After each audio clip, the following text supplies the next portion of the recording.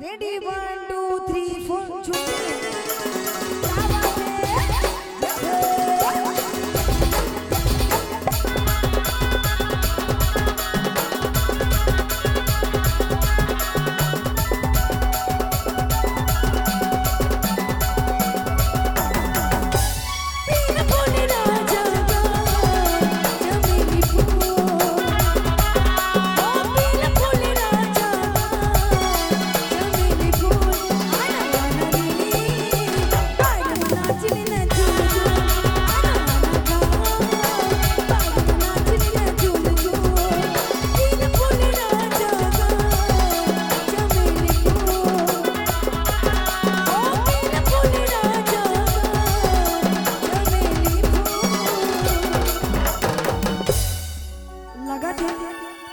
सुने नहीं है, ताली की आवाज नहीं आती भाई।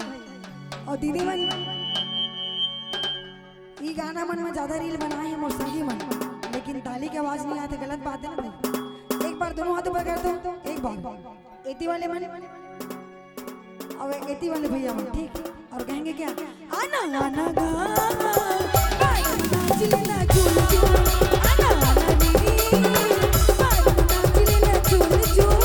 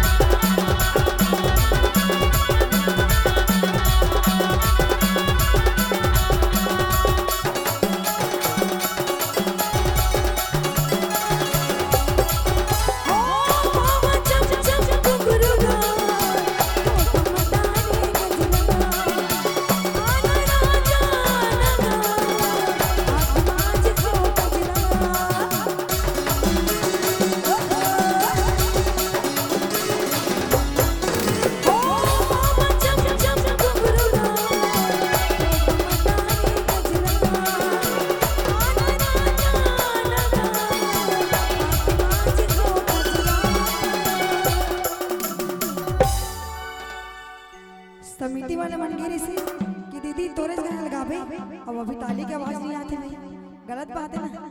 किस संगी मन बिल्कुल कहेंगे क्या, आना आना रे बार नाच लेना झूल झूल, आना आना गा बार नाच लेना झूल झूल।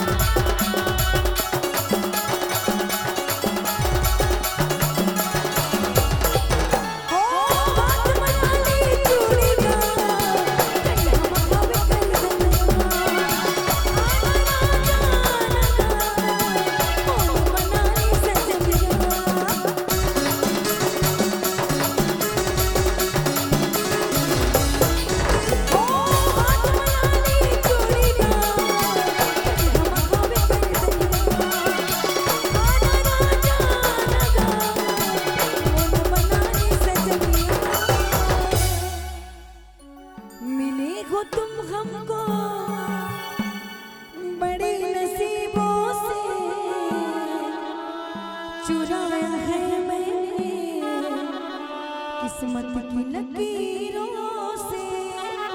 और कहेंगे क्या, आना आना गा बार नाच लेना झूल झूल।